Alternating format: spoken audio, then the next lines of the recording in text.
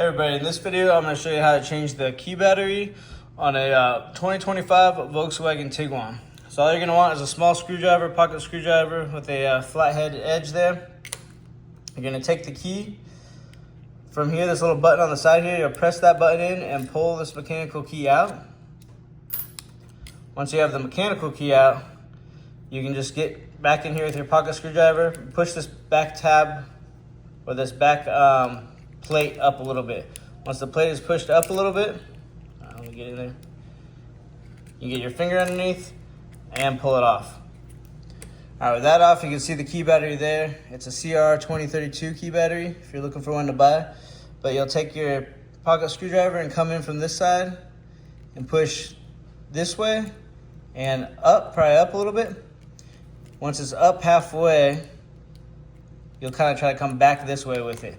So you can push it back this way. That's it.